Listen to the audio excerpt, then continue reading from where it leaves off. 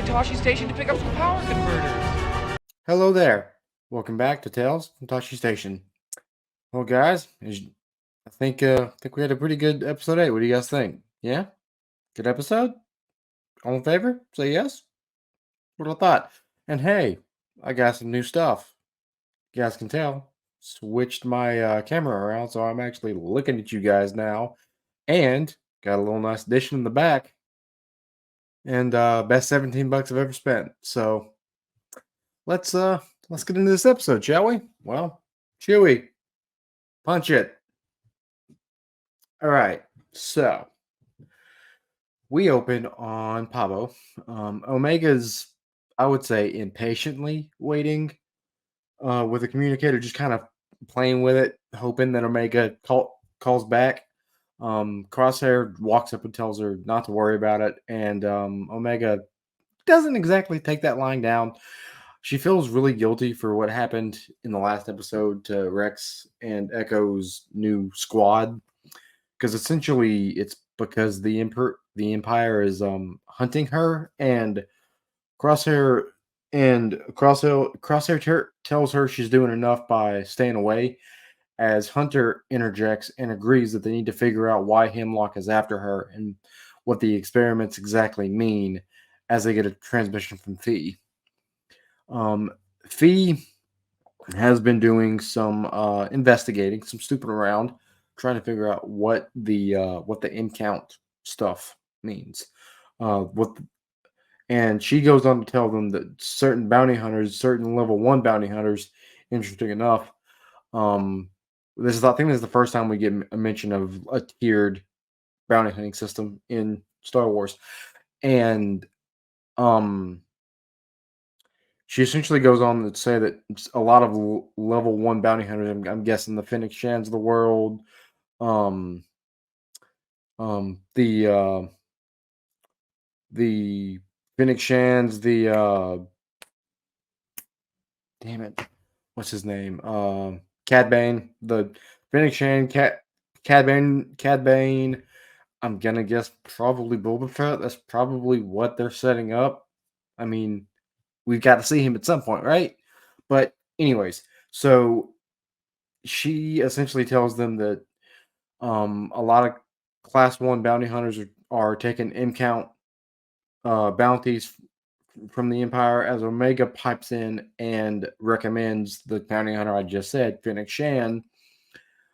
As Fee says that she'll put some feelers out there and see what she can uh see what she can dig up. As the transmission ends, we cut to Crosshair and his hands doing this number right here. It's still trembling.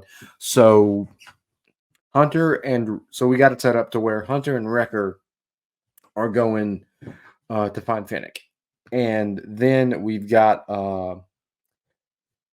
Omega and Crosshair split up and stay there, as Hunter tells Omega to find to help find a cure for Crosshair's hand tremble, as Hunter and Wrecker arrive at the spaceport to convince Finnick to give them the information about the M count bounties she's been taking. Uh, they find her. She agrees to help, but only if they help her track down a bounty, which they agree, because they need this information. There's no other way they can figure out what's going on. So they reluctantly take this bounty, or take this job to help her. As we cut back to Pablo, AZ is scanning Crosshair's hand to essentially tell him that, hey, there's, as far as physical work, there's nothing left to be done with your hand. Physically, it's completely healed. So it's essentially implied that Crosshair's got PTSD from what happened to him on Tantus, or some kind of mental condition that he's got to get through, as he storms off and is, well, pretty damn angry about the whole thing.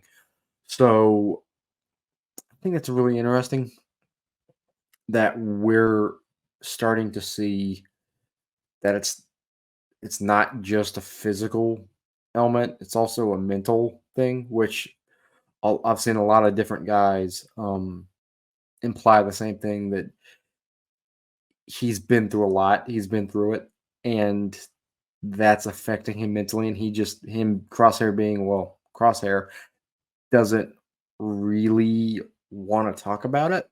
And I just found that part interesting, that I've always kind of thought that he's the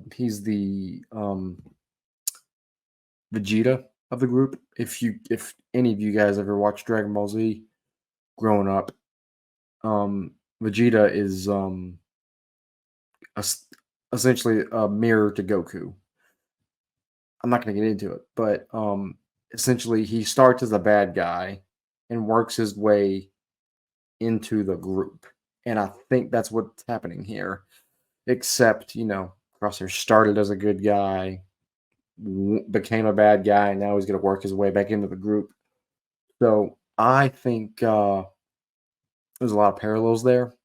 So next thing we see is we cut back to the ship as Wrecker, of all people, is contemplating whether they're doing the right thing by working for Finnick, as Hunter essentially tells him that, hey, we've got no other choice. We've got to find this information, otherwise we're dead in the water. We don't know what Hemlock's doing. As Finnick comes in and tells them about Siler, it's a grasshopper humanoid species. I'm not sure what the name is called, so if someone knows it, please drop it down in the comments. I am the worst fan alive, so just help me out here. And then we get to my favorite part of the episode. They arrive at Space Louisiana. Yes, Space Louisiana. What I'm gonna call it, the entire rest of the breakdown, because that's what it is. So they arrive to Space Louisiana, and Finnick tells them that the air is poisonous, and they've got to keep their helmets on at all times. As Finnick gets a ship from a pit droid, funny enough, which there's pit droids all over this episode, which I actually thought was a pretty cool touch. So she barters as they get a ship to go through Space Louisiana and find Siler. As they head out, she tells them to always be alert and be wary of the water and to not go in it. As Hunter tells her to cut the engine, as he can sense a mine is in the water. He gets in, investigates it, and sees that the entire river is covered with these things. So him and Wrecker split up to disarm them, to have a clear path to Siler, because because he would expect them to go around instead of dealing with these bombs. So they start disarming them. As we cut back to Pabo, Crosshair continues to miss shots, as he tells Omega that it's either a hit or a miss, and what he's doing is not good enough for Sniper. As Omega tells him that AZ might actually be right, that it could be a mental issue, and that she's got an idea to get his hand fixed, and that he's not going to like it. And I like the bond that they've had throughout this season. Probably doesn't bode well for Crosshair. He's probably going to be the first one to get got whenever all this stuff starts. So yeah, there's that. So we cut back. Wrecker and Hunter are down to the last two mines, as they start to get attacked by space alligators. Why? Because they're in Space Louisiana. Please, someone keep count on this. I might actually put a counter in this video. Who knows? We'll see. But yes. basically Louisiana would not be complete without space alligators. So one of them grabs Hunter, drags him into the water as Wrecker goes all crocodile Dundee on these gators and literally starts to punch them, like starts a fist fight a gator, which I thought was hilarious. But anyways, they fight him off and start going to Siler's hideout. And on the way there, they have an exchange uh with Finnick, and she's essentially taunting both Hunter and Wrecker, saying that yes, she got away from me, but she also got away from you guys too. So you're not really doing that much better than me. As she goes on to explain that the Kaminoans were the ones behind her bounty and called her off because they thought the Bad Batch would protect her better than she could as they arrived to Siler's location. Hunter and Wrecker go check the hideout as Siler ambushes Hunter. I'm gonna just be really real here. This part gives me the creeps just because he's a giant grasshopper, and yeah, it just gave me it gave me the heebie-jeebies. Um, and anyways, Hunter and Wrecker engage Siler as he escapes underground. Um, and they start to give chase to cut him off. But as he escapes, Finnick is at the boat waiting for him, and she cut off the engine. So essentially, she sent them in there. She went over to the boat, cuts the engine off, and was just waiting for him. And then they ambush him.